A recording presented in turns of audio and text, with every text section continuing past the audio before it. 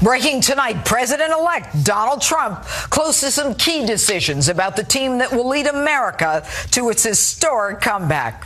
Hello and welcome to Justice. I'm Judge Jeanine Pirro, live in our nation's capital, Washington, D.C. Thanks for being with us. You can actually see the Capitol building behind me. It's where our country's president-elect toured just 2 days ago on his whirlwind visit here.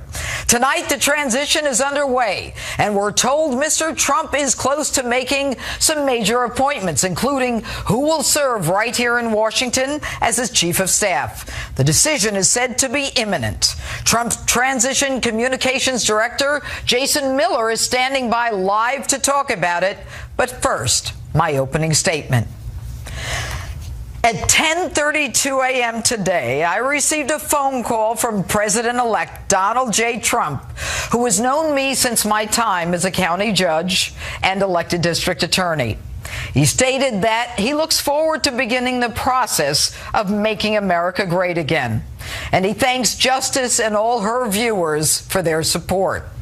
I am honored to have had the privilege to speak with both the president-elect and his beautiful wife, future First Lady Melania, as America embarks on this very special journey. And indeed, it's been one amazing, wild, unpredictable ride. And you've been with me the whole time. Thank you for that. Now, I told you from the beginning to strap in that it would be a revolution. Indeed, it was. Yes, there's an insurrection coming. From the beginning, we knew this would be a political revolution. Be careful, boys. Be very, very careful. You don't want to make this a different kind of revolution. I told you this election was a revolution, but even I didn't know how big it would be.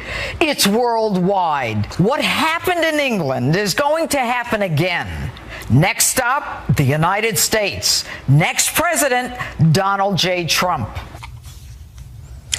And within the first moment of President-elect Donald Trump's victory speech, he showed how elegant he was by congratulating Hillary Clinton.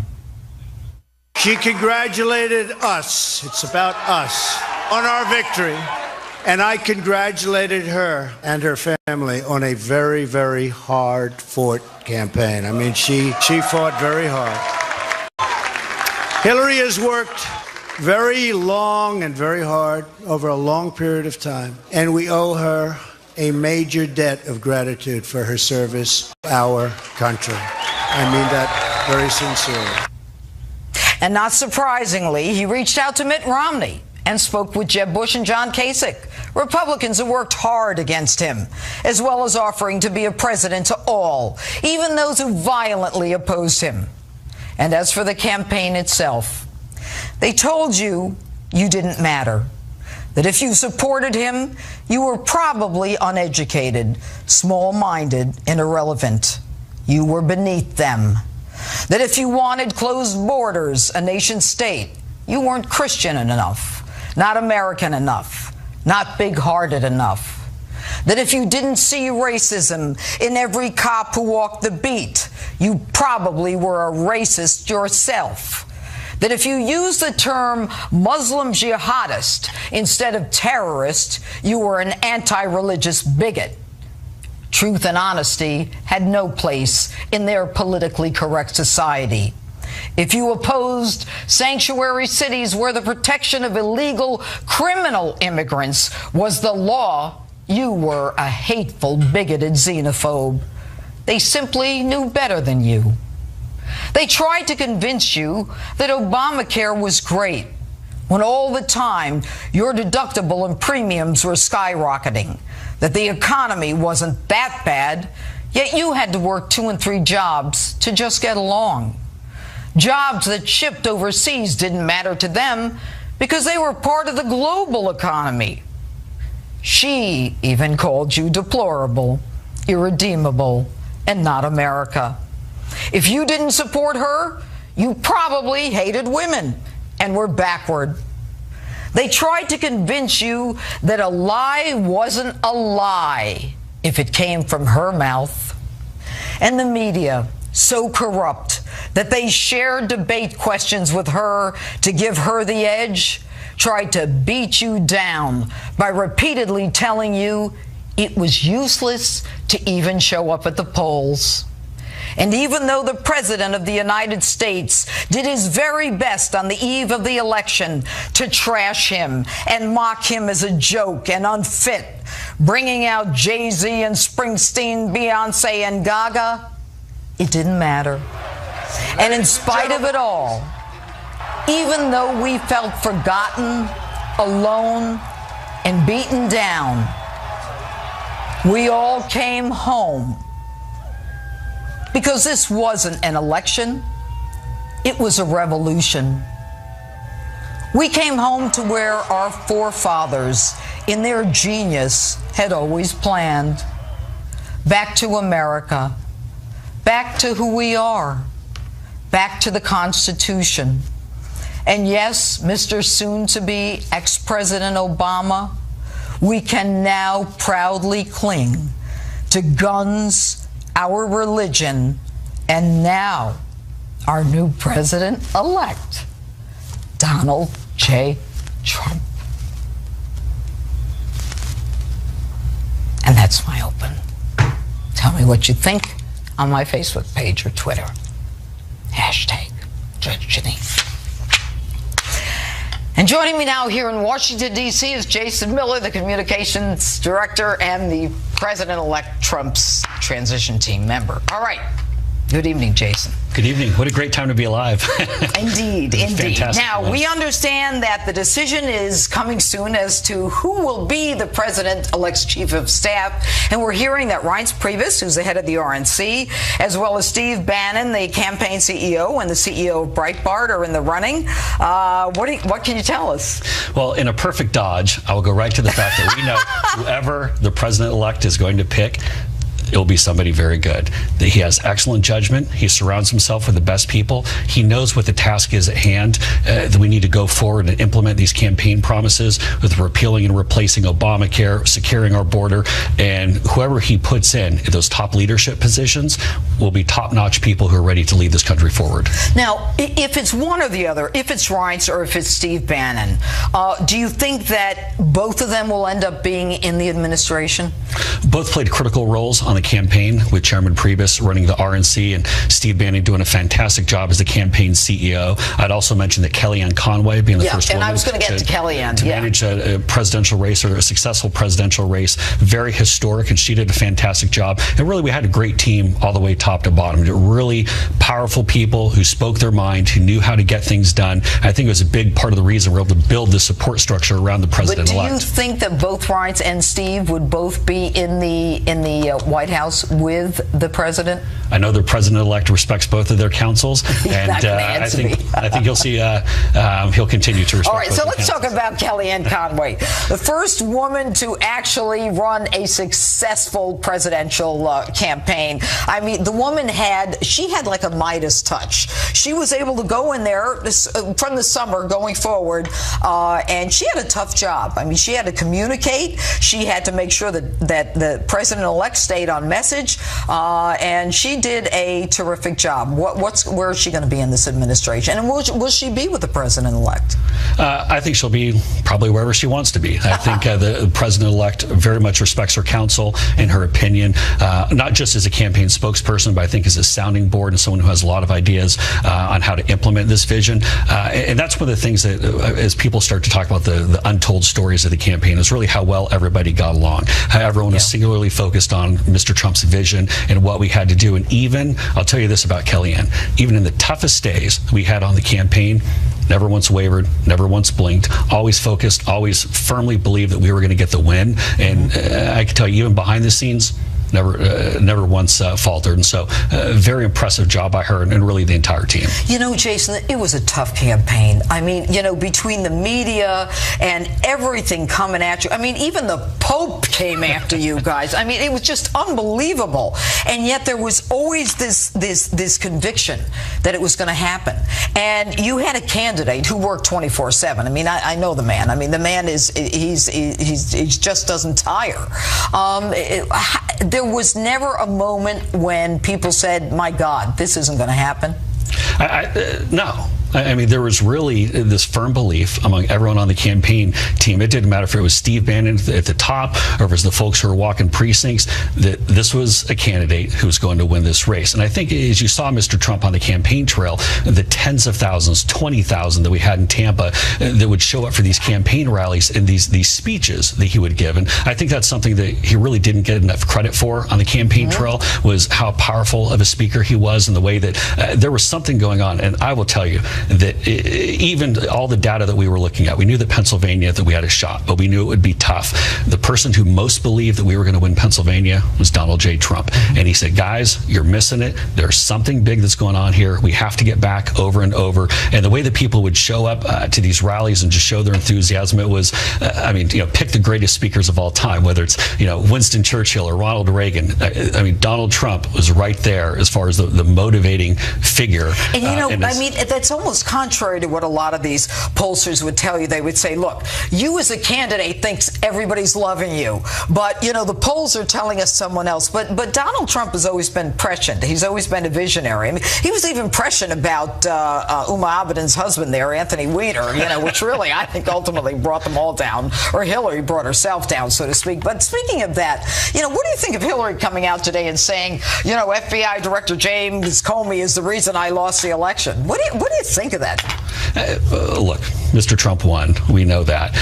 There's no reason to pick a fight with Hillary. But the one thing I'll say that since the election, that Mr. Trump has had a very good tone, I think, coming out of the campaign. I think he's been very focused on what he needs to do. Had a good meeting with the congressional leaders when he was up here on the Hill. We're looking forward, and that's really the approach that he's going to take, because let's be honest, over this past 8 years, the country has grown more divided, not more unified. And I think what you're going to see is with President Trump, after he's sworn in on the 20th, that he is going to be that unifying figure. Are you going to be in the White House, Mr. Miller? That'll be up to the president. All right. Thanks for being with us. Thanks for taking the time. Thanks, Judge. Are you tired? I'm always tired. All right, thanks so much. And my next guest and I had quite a few battles throughout the campaign season over who we believe would be the next president. Take a look. You're never going to vote for Donald. You're never going to vote for Hillary, but she's going to be your president. We're going to be right back. Coco, I'm bringing you on the week after the election when Donald Trump wins. All right? All right. All right. I'm going to bring me the hanky. I'll be crying. Yeah? You'll be crying? I'll be crying. I'll be laughing. I'll be crying and drunk. Liberal radio show host Coco Sudek joins me now. All right, Coco, you said you'd be crying and drunk. Are you drunk? I am not drunk. I am hungover. My crying comes in fits and starts. Judge, let me tell you, I know how you feel. I felt that way in 2008. I felt that way in 2012. And I felt the way I feel today in 2004. And I do not want to rain on your parade. I want you to celebrate in this feeling because I know it feels good. Oh, that's very nice of you, Coco. And you know what? I'm not going to rain on your tears either. But what I am going to ask you, Coco, is you were totally convinced that the woman, I mean, there was no way that she was going to lose. Why do you think she lost? I think she didn't inspire enough people. Look, I don't actually think Donald Trump won this election as much as I think Hillary Clinton lost it. And I want to be really candid. I do think she is an honorable person. And I know that you don't believe it. I do. But I also think that she didn't inspire the people that Obama inspired. I think her campaign had a very, very bad strategy. I think she was very short-sighted. And I will tell you that I think my party, Coco? Tell me what the strategy was. Hang on. I got to say this. I think that my party, the Democratic Party, has failed in its mission over the last 25 years to be the party of the common man, to be the party that really stands up for the working man. And that is a function as much of the Clintons as anything else. Back up. Coco, back up. What was her strategy? Her strategy was to trash Donald Trump. She didn't have a strategy. And that was a terrible strategy because it didn't do enough about her. But look, I want to say something else. There was nothing to say about her because she didn't have any accomplishments. No. Coco, we're going to have a nice chat tonight. I don't want to fight with you tonight. Judge, I don't want to fight either. I want to say something, and I'm saying this from the bottom of my heart. Hillary Clinton's career in public life is over, okay? And we now have a new president. And I don't dispute that. He is our president. He will be our president. But I do want to say something, and this is really important. Okay. There are people who are not white, straight Christian males who are truly terrified for their safety right now, because there are people who support Donald Trump who are going around and are terrorizing people, and these reports are coming out all the time. Oh, stop it! You know what, Coco? And you as a supporter, you know what? Donald Trump is not the president yet. And you as a President I'm not saying it's Donald Trump. To come you out as a and calm them supporter down. It's of up Donald to Hillary Trump Clinton to come out and calm Donald them Trump down. owe an obligation to this country to say Donald something, Trump to already say said what he needed that we to need say. to be peaceful, and to say to your own people that we are all Americans and we deserve safety and peace. Said that. And you as a supporter owe it to this country to say it. Election night, he said exactly that. He handled he it needs with to say it class now. and elegance. People are being President terrorized Barack on the Obama streets. Has divided this People are country, being Coco. No. People are being Look, what? Then forget it. they Barack will be Obama is prosecuted. almost done. Barack Obama is almost done. Barack Obama is almost finished with his term. And what I'm telling you is, Coco, even if you don't believe it, there are people who are terrified of your supporters. My supporters, Coco, let me ask you a question. Donald Trump supporters and your supporters. Coco, and you need to denounce this now. Coco, you need to stop. I spent 30 years in law enforcement. If someone is hurting you, you go to the police, you get them prosecuted, go to jail. Yes, stop in a blaming perfect Donald world, Trump. that is the way you do it. Trump, stop, there is a leadership problem right now. On the floor, Coco. There is not a question on the floor. Donald Trump needs to denounce this now. My question is this. Barack Obama is the one who divided this country, and this election was a referendum on his policies, on his divisiveness, and what he has done to this country. Let me answer that. And that is why we are in this mess. Let me answer that. Answer it. President Obama never stood up at a rally and said, hit that person, get him out of here. He never said that he wanted to build a wall and you know what? We need to build a wall. A whole group of people. He never said he wanted to keep Muslims out of the country. Donald Trump has done all of that. Now, Donald Trump is the president of the United States. You know why? Because some Americans are having the necks cut off by Muslim jihadists. So get over it. That's not an issue. I thought we were going to have a nice discussion. Right now, there are Americans that are terrified. Do you understand that, Judge? Yeah, there are they Americans that are being terrorized on the streets. Too. And you know what? Here's the bottom line. You got a problem? Call the police. All right? There are swastikas being painted on dormitories. There are hijab. People are being threatened who are wearing hijabs. Thank you very much. Thank you for being here tonight. Thank you, Coco Sudak. And next, Justice Goes to Hollywood. Two of Donald Trump's biggest celebrity supporters are standing by to talk about Coco. No, to talk about their reactions to election night and what they expect for a Trump presidency. Scott Baio and Stephen Baldwin are next. And later, I scoped out President-elect Donald Trump's new digs, the White House here in D.C. Justice rolls on in a moment.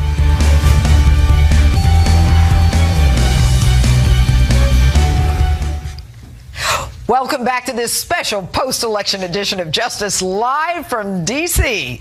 Hillary Clinton believed her celebrity support from Jay-Z and Beyonce, to just name a few, would help boost her to the White House. This while Saturday Night Live relentlessly mocked Trump and his supporters in the week before the election. Take a look at this. I'm the one who's got all the heavy hitters supporting me. I mean, I've got the cream of the crop. I've got Sarah Palin, I've got Chachi, and get this, I've even got the best Baldwin brother, Stephen Baldwin. Well, it seems like President-elect Trump had the right guys behind him after all. Joining me now, actors and Trump supporters Stephen Baldwin and Scott Baio. All right, guys, thanks for being with me this evening. Scott, I'm going to start with you, but it's the same question. Now that you guys have basically come out of the closet, so to speak, do you think that more conservatives in D.C. would be willing to admit that they might support the president-elect? Scott? More people in D.C.? I'm saying in L.A. Oh, I don't know. I don't know if there are really that many, but there are a lot of them still in the closet because they want to work. And I think right now with all this anger, which is just so unbelievable to me. I mean, 8 years ago, I wasn't crying and looking for a dog to hold. I wasn't looking for somebody with a pin on their shoulder that was a safety person. I sucked it up. We lost. But personally, if I don't ever work again and I told you this before, Judge, and Donald Trump is now President-elect Donald Trump, I'm good. I think, so Judge, it's worth it. All right, Stephen, go ahead. Absolutely worth it. I think, Judge, that last interview, Coco lady, she better watch it or we'll open a new division of Homeland Security called Bayo, and we'll send Scotty Bayo over to her house, okay? Well, you know, Coco and I consistently duke it out, and the good thing is she's never on set. Otherwise, we'd really duke it out. But, Stephen, let me ask you this. I mean, do you think that there is a price to pay in L.A. Or in New York, for that matter, for supporting Donald Trump? Of course. Absolutely. Scott Baio and I were talking earlier today, putting our thoughts together, and we've come up with an idea. The Two Fresh Princes of the White House. It's a new TV show starring Scott Baio and Steve Baldwin. We may need to be adopted by President Trump at this point. That's how bad the situation is. But yes and no. I think, to answer your first question, a lot of people who are Hollywood folks who voted for Trump inevitably will start coming out of the closet, so to speak. And Scott and I agree on one thing. We're two actors, been in the business 30 years, and our biggest driver and support for Mr. Trump has been the economy. Now everybody, Judge, is talking about what's he going to do? What's he going to do? I keep saying repeatedly, it's done, it's over, he's president. Let's do the right thing and stand behind him as best we can. Let's all these protesters, that's hopefully we'll be praying that all that's going to calm down. We have to support this president, and those people, even those protesters and those that didn't support Mr. Trump, will see in the future he is going to make great strides in the economy very quickly, and it's going to bless everybody. You know, Scott, you brought up the issue of those. Go ahead, Scott. I'll just add one more thing to what Stephen said, and I'll back it up with, just like Reagan, when everybody was afraid of Reagan, it's the same exact rhetoric. When the economy turns around and when the country gets strong again, that's when you're going to see all these people come out of the woodwork in Hollywood for Trump. Yeah, well, look at the stock market already. But, Scott, what about, and I just want to stay with this for a minute, you know, you mentioned the dog therapy and all this other lunacy and the safe places, you know, on these college campuses and this scream therapy. And I just can't believe it with these wusses on campus, you know, that they need crayons, they need to delay their exams. I mean, do these kids really plan on showing up in the real world? But Scott, you know, shouldn't President Obama be coming out and telling people to chill out? I mean, we know from James O'Keefe and, you know, the videos that he came out with that it was the DNC and, you know, Hillary Clinton's campaign allegedly that was paying these protesters, and, you know, and then it stopped, and they're still out here. These people are paid professional antagonists. Yeah, your last guest, I can't remember, Poppy? Whatever her, what was her name? Coco, whatever. Coco, okay. Coco is telling Donald Trump to come out and stop this. Donald Trump's not the president. Donald Trump is president-elect. He's got no power right now. The two people that should be stopping this are Obama and Hillary Clinton. That's it. Those are their people, and she's got the nerve to say that Donald Trump's people are bad people and are looking to cause violence? Yep. She is in an alternate universe. Yes, they all were, but we're going to be nice tonight. Stephen Baldwin, 10 seconds. Who should be stopping this? No question that President Obama should step forward, in my opinion, and just in his position, and the individual who specifically his job is to be caring for the well-being of the citizens of the United States. No question the president should step forward and try to create as much calm and peace and order as he can. Yeah, send Sheriff Clark in there. Yeah, send Sheriff Clark in. Our friend Sheriff Clark. All right, Stephen Baldwin, Scott Baio, thanks for being with us, and congratulations. And still ahead, I hit the street right outside the White House. And next, the campaign may be over, but the debate here in Washington between the right and the left never, ever really stops. My political panel standing by to talk about the Trump transition, as well as Hillary Clinton's new excuse for why she lost. Welcome back to Justice. We are live here in D.C., where you're looking live at the White House. In a few short months, President-elect Donald Trump will be moving in. Meanwhile, the Democratic Party in disarray days after their loss. My all-star political panel is here to break it all down. GOPAC Chairman David Avella and Democracy for America Communications Director Neil Soroka. All right, good evening, gentlemen. I want to start with Hillary Clinton's 30-minute conference call today, where she said that FBI Director Comey's decision to send a letter to Congress about the inquiry, that email FBI investigation, thrust the controversy back into the public and prevented her from ending the campaign, as she says, on an optimistic note. I'll start with you, David. Is she kind of blaming someone else for her loss? Well, of course she is. And in a couple weeks, Democrats are going to be talking about how she was a bad candidate and how the campaign was dysfunctional. And that's what happens in campaigns, right? There's division. There's everybody pointing fingers at one another. And that's what happens when you're on the losing side. And look, for Democrats, it is going to be a tough couple years. All right, Neil, let me ask you this. I mean, isn't it kind of sour grapes for her, a couple of days after the election and say, Jim Comey made me lose this election? Oh, listen, I think it was a combination of factors. I don't think the Comey letter helped very much. But the reality is that she was a flawed candidate from the beginning, and that's why millions of Americans supported an alternative like myself during the primary.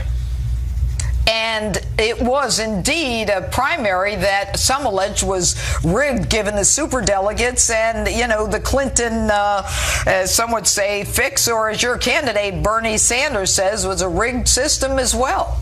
Yeah, listen, I think the reason why we lost this past week was because the Democratic political establishment picked who the winner was before it even began. That was a flawed nominee. And ultimately, and probably most unfortunately, I think there were far more people who were comfortable with the bigotry and hate of Donald Trump than they were with Hillary Clinton. Well, I'm not so sure that I would call it the bigotry and hate of Donald Trump. I mean, most Americans don't even think that way. So what do you say to that, Dave? I mean, I guess it didn't even take 10 days. I guess we already heard it tonight. We're already hearing the flawed candidate. Look, Donald Trump won because he talked about making sure that we broke down every barrier to creating jobs. We put more money in people's pockets, whether that's through lower taxes or higher wages, and we're going to protect America. And that's he certainly didn't win the majority of votes. He certainly didn't win the majority of votes. Well, he didn't win the majority. Our president 600,000 votes down. He underperformed Mitt Romney. Hold on, guys. The Constitution has something called the Electoral College. Let's not fight about that. He's the winner, but he didn't win the hearts of the majority of the American people. And that system is what our founding fathers required, and that's the end of it. Now let's move on. He's the most reviled political figure to ever win the presidency. All right. Well, then why didn't you win the House or the Senate if you're so great? Why didn't we win the House or the Senate? Because not enough people came out to vote because we had a poor candidate. Next time we're going to do a heck of a lot better. Or maybe you didn't have enough House and Senate candidates that the Democrats liked either. You want to blame Donald Trump for everything? Well, I think he owes. There's a lot of responsibility on his shoulders. Look, for the way even this the campaign Pope was came out against him. I mean, come on. Well, you should ask yourself why that's the case.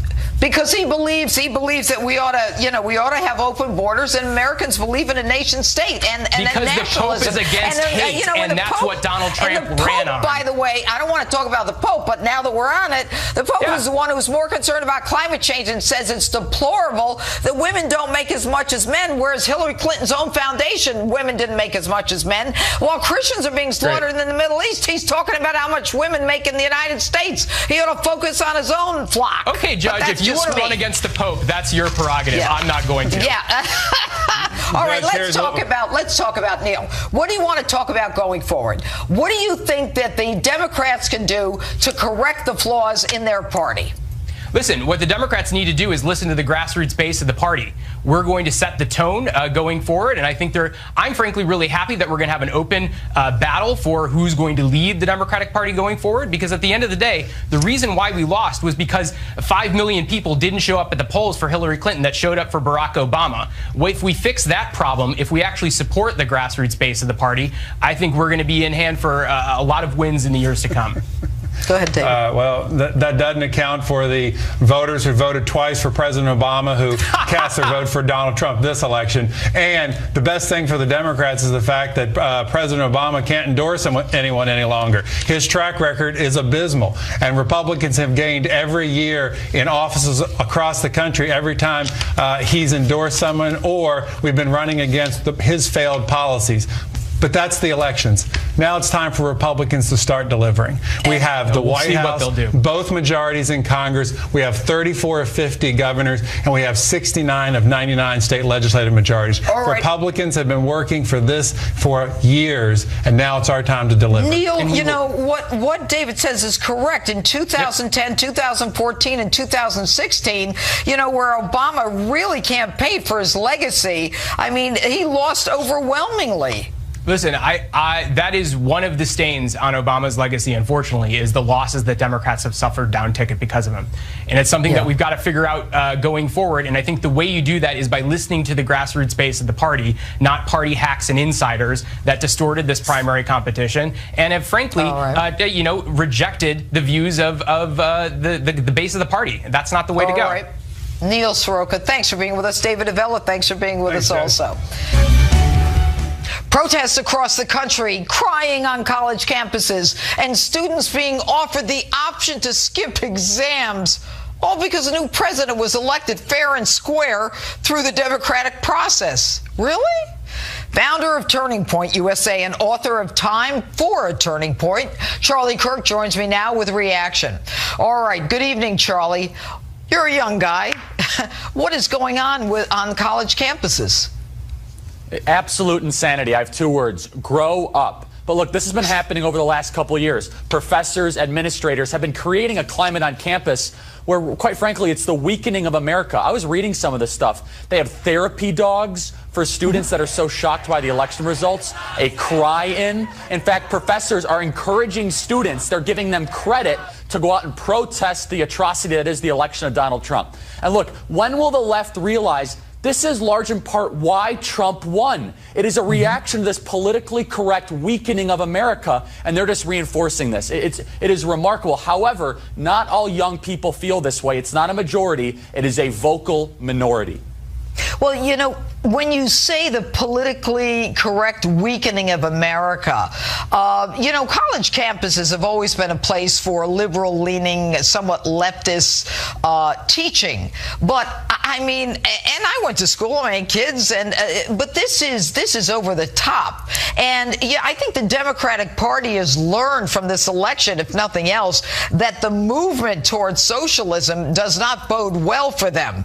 And I would think at the same time, as the economy gets better, that you know, young people and millennials included will realize, even watching the Dow, that you know, jobs are going to be better. I mean, there are going to be more of them with Donald Trump in the White House. That's right. And one of the stories of this election that really needs to be told more is, believe it or not, Donald Trump won college-age voters in the state of Wisconsin. Let me say that again. In the state of Wisconsin, with University of Wisconsin-Madison, one of the most liberal schools in America, Donald Trump won college-age voters 45% to 43% due to exit polls showed. Look, young people, I think, could be won over a lot more easier than the media likes to think, or even pop culture.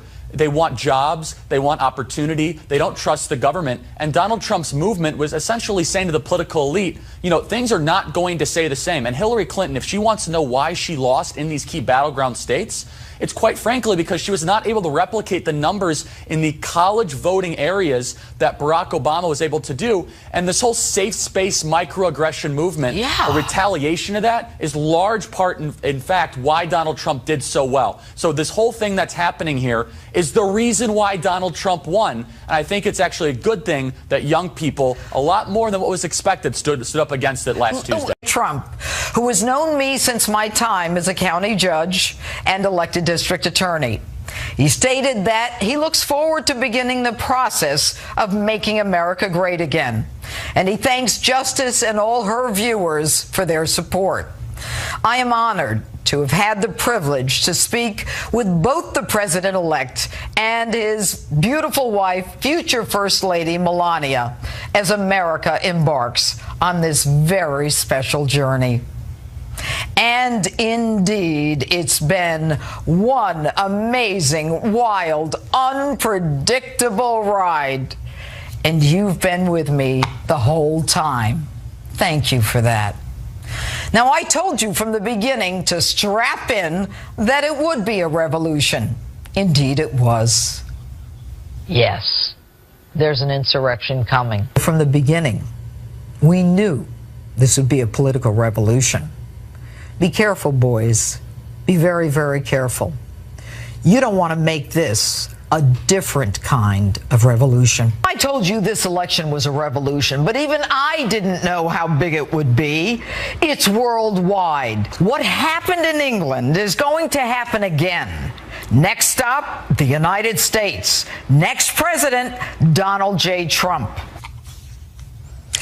And within the first moment of President-elect Donald Trump's victory speech, he showed how elegant he was by congratulating Hillary Clinton.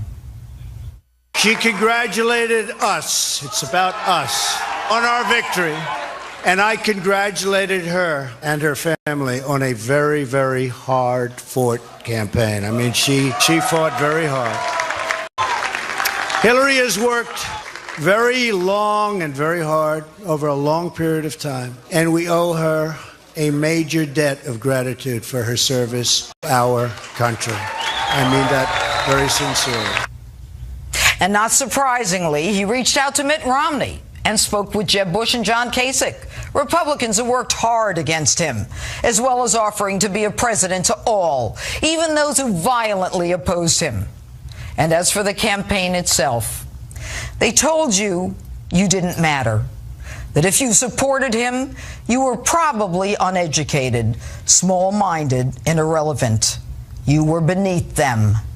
That if you wanted closed borders, a nation state, you weren't Christian enough, not American enough, not big-hearted enough. That if you didn't see racism in every cop who walked the beat, you probably were a racist yourself. That if you used the term Muslim jihadist instead of terrorist, you were an anti-religious bigot. Truth and honesty had no place in their politically correct society. If you opposed sanctuary cities where the protection of illegal criminal immigrants was the law, you were a hateful, bigoted xenophobe. They simply knew better than you. They tried to convince you that Obamacare was great, when all the time your deductible and premiums were skyrocketing, that the economy wasn't that bad, yet you had to work 2 and 3 jobs to just get along. Jobs that shipped overseas didn't matter to them because they were part of the global economy. She even called you deplorable, irredeemable, and not America. If you didn't support her, you probably hated women and were backward.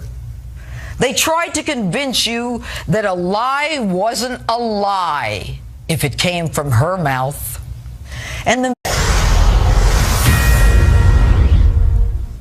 breaking tonight, President-elect Donald Trump close to some key decisions about the team that will lead America to its historic comeback.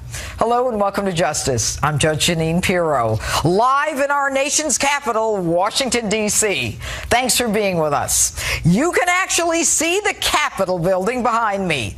It's where our country's president-elect toured just 2 days ago on his whirlwind visit here. Tonight, the transition is underway, and we're told Mr. Trump is close to making some major appointments, including who will serve right here in Washington as his chief of staff. The decision is said to be imminent. Trump's transition communications director, Jason Miller, is standing by live to talk about it. But first, my opening statement. At 10:32 a.m. today, I received a phone call from President-elect Donald J.